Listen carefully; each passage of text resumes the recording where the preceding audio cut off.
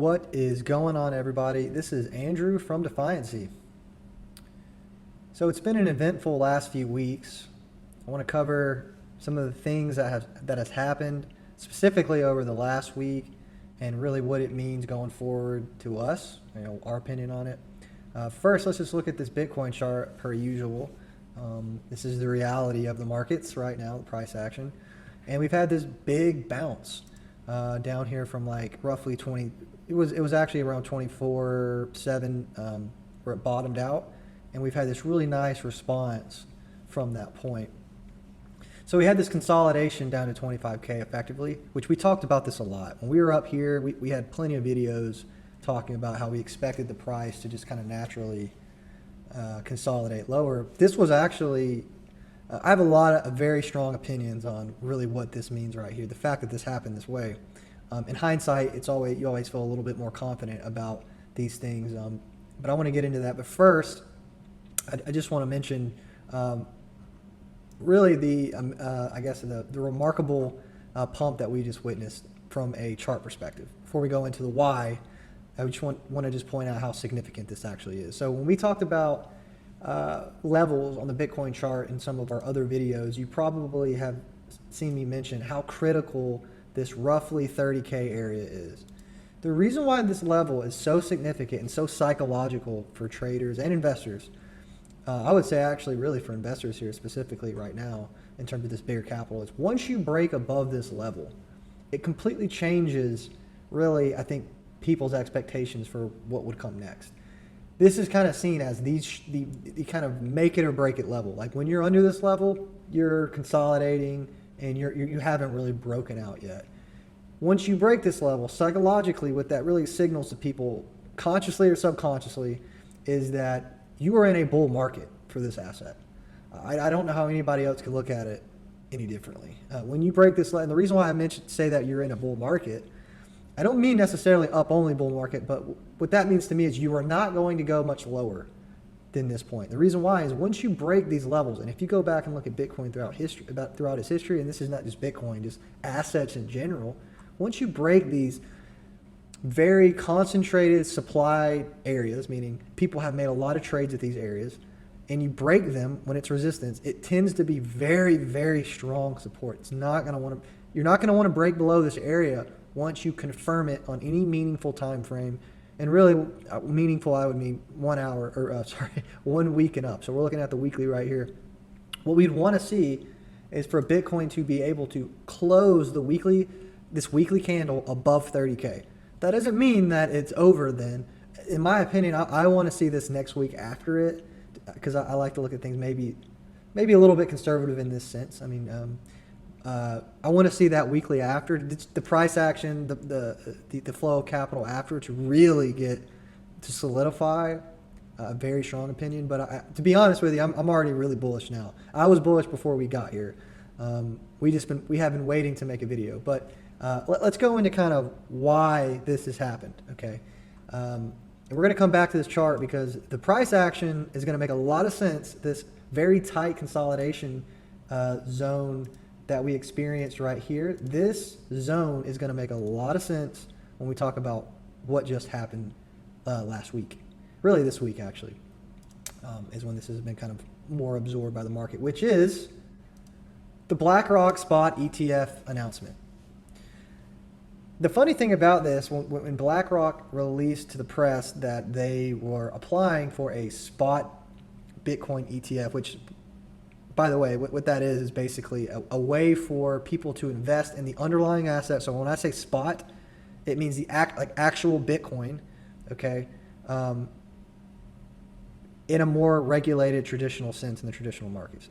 Okay, so when people say a Bitcoin ETF, there's actually more than one kind of Bitcoin ETF. You have a futures contract-based ETF, which we already have, but you're not actually buying Bitcoin when you participate in that ETF. You're actually buying a contract. This is completely different than this. This is a big deal because this means that the actual underlying asset, which really drives the price of Bitcoin, is going to be bought or sold.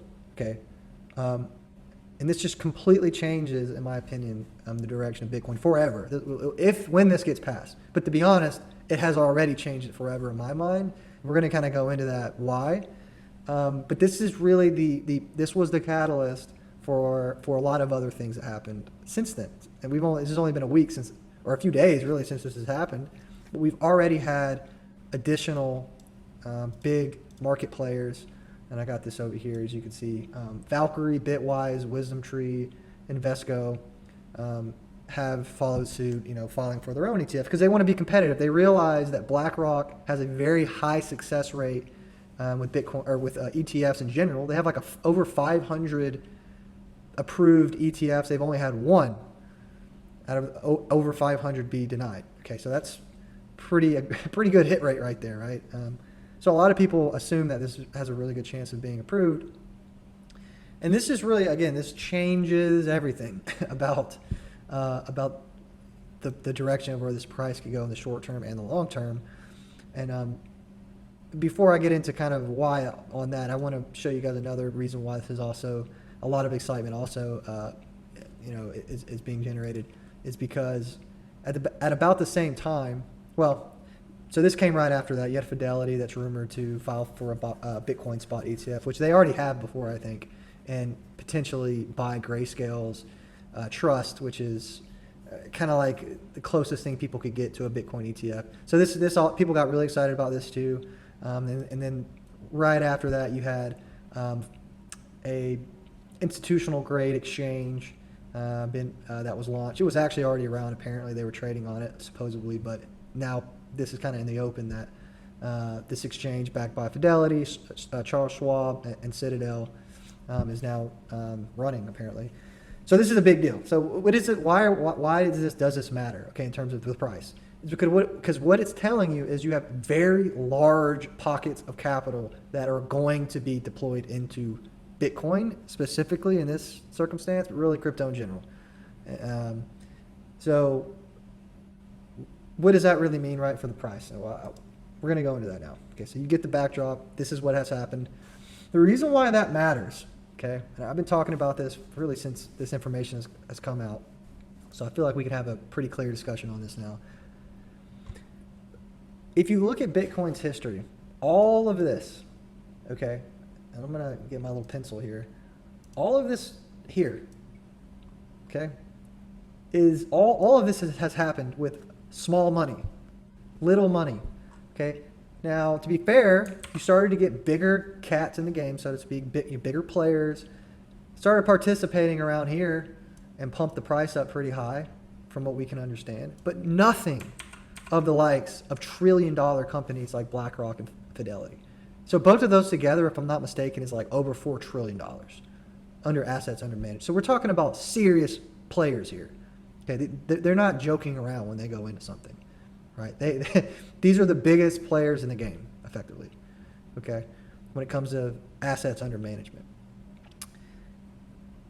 If we got to 69K, okay, with retail, meaning normal investors with stimulus checks, you had a few, Michael Saylor was buying a lot down here, but that was really it. Okay, you also had some degen hedge funds that helped push this stuff up, right? What happens when you have trillion-dollar backed companies putting money into Bitcoin? Well, I think you're going a lot higher than where you got before. I think that should be common sense at this point, if that happens. So again, we need the spot Bitcoin ETF to be passed for that to happen, but people are not going to wait until that happens. That is why the price is moving right now. Markets are efficient, or they try to be efficient. They're actually not very efficient, but they're going to try to speculate on what that could mean. Like, what would the price be if that ETF was approved? It's going to start to price it in, at least somewhat. I'm not saying you're going to price it totally in, right? But people are going to start to buy before that happens, right? So the biggest gains are going to be made now, in my opinion, in the short run before that even happens, before it's even passed, right? Markets are going to price things in. And you could even have a sell the news event when it actually happens. Maybe not, but what I'm saying is markets are going to start to get very excited before this ever even happens. So what does that mean in the short to long term in terms of price action?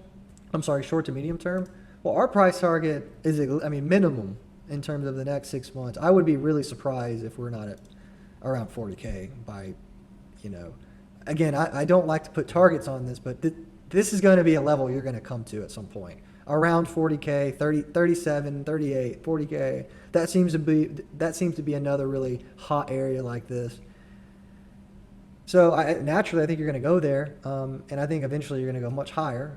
We are pretty bullish on the space, but again, I don't think people have kind of wrapped their heads around what it means when you have very large capital getting into an illiquid market, okay, that doesn't have a huge supply. So the interesting thing about Bitcoin, it's not like a stock. So the available amount of Bitcoin to be sold is not on exchanges. So like what I'm trying to say is all of the Bitcoin in circulation, which is like 18 million out of 21 million Bitcoin, something like that, are like only a small fraction of those Bitcoin are on exchanges. Last time I saw, if this is accurate, it was like over 100,000, 115, 120, something like that. Maybe it was a little bit more, 1,000 Bitcoin was available to be bought at any given moment. What that's telling you is if somebody wants to buy a lot of Bitcoin, and better yet, if you have a lot of different people at the same time wanting to buy a lot of Bitcoin, you are going to make these prices look insane because it is not liquid enough for everybody to get their feet wet into this without significantly causing price impact in the up direction. This last little, so people were kind of mystified by this last little, this consolidation level here. Like, why is this happening? Well, now it makes a lot of sense in hindsight. They were buying. You had large entities that were just saying, I will buy everything you sell to me. And that's why you never really got that big move down. This was classic consolidation. My theory is, and I think this is probably common sense, maybe I could be wrong on this, but my theory is once they got a pretty decent sized position and they got to the level they liked, they said, all right, release the news. And now everybody's jumping in probably behind them. Maybe I'm wrong, but I think that would seem logical to assume that. So there's a lot of people probably on the sideline. I think it would be it wouldn't be ridiculous to speculate that there's a lot of people who didn't get filled down here, who have been waiting for the positive narrative change. Better yet, some people are probably waiting till you get over this psychological level to get aggressive. So what I'm saying is you're early, really like this is early in my opinion on this next rally that we will be going into. I would say we're getting into it now. But if people want to get on the boat, they're not going to be able to be very patient unless they get some kind of catalyst that slows the price down where they can get people to sell to them. I think people who are wanting to buy a lot are going to face challenges on accumulating a lot of Bitcoin now without it being above this level. Okay. One thing I want to mention is a lot of people have noticed most of the altcoins, with the exception of like today, I think they're doing a little bit better, but a lot of these altcoins have not done very well. Okay, and a good metric to look at here when you want to kind of see the health of the overall altcoin market is to look at ETH BTC, because when ETH is doing well, alts have a better chance of doing well. I don't really consider Ethereum or the token Ether an altcoin, but it is more speculative than Bitcoin. And if people aren't buying ETH, then there's a good chance they're not buying a whole lot of other stuff. So this rally has really just been a Bitcoin rally. It's just dominating, sucking liquidity from what is already in the crypto space. Alts have been bleeding pretty aggressively against Bitcoin. Today, you actually did have some alts that actually moved pretty decent. But this is to be expected, right? The money that's going to pour in, it's going to pour into Bitcoin first.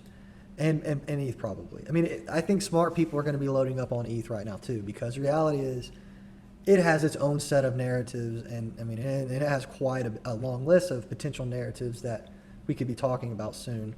It just needs, I think people may wait for basically a trigger like they saw with Bitcoin, institutional interest, and then it'll probably fly high as well. I mean, it's still going up, right? It's just it's going up versus the dollar pretty well right now, right? So this is ETH. It's had a pretty nice week, but versus Bitcoin, not so much, right?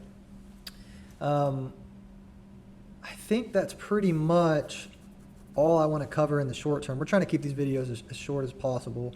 We're going to be, putting out some more content, and really when there's another, I think another catalyst here pretty soon. in the meantime, I think people should really just realize, in summary, that we are in a new market right now. Okay, we're definitely not in this consolidation phase anymore. Things are going to start to expand, and I will say this: buckle your seatbelt if you've never seen this happen before. I'm not trying to get too bullish and get like unreasonable or hyperbolic, but it's very difficult not to be excited when it's really just math at this point. There's just not enough Bitcoin on the exchanges to satisfy if there are enough large entities that want to participate in Bitcoin, right? So to me, it's really not that speculative. It's just kind of math. So I'm expecting to see quite a frenzy into this asset as it starts to scale up. It gets more reflexive. More people get greedy. We want to be greedy down here. We have been in terms of we've been wanting. If you watched some of our videos, we said really around here that we are changing our strategy now.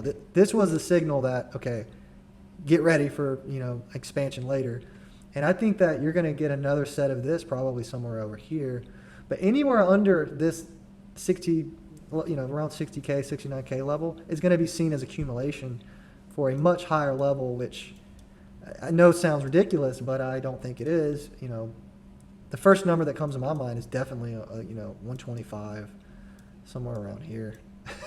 Which I know if you're not familiar with crypto, you're like, you probably think that sounds ridiculous, but it's not when you think about if everybody wants to participate in Bitcoin as a digital commodity. You could see much higher price. This is a global asset like gold. It's not like a stock. It's a completely different thing, and you can see how the prices could get a lot higher. But anyway, I don't want to go too much into that because we're going to focus on the here and now. And right now, let's see how long it takes us to hold 30K, and how long it takes us to get to, let's say, roughly 40K. That's the next level that I'm interested in seeing.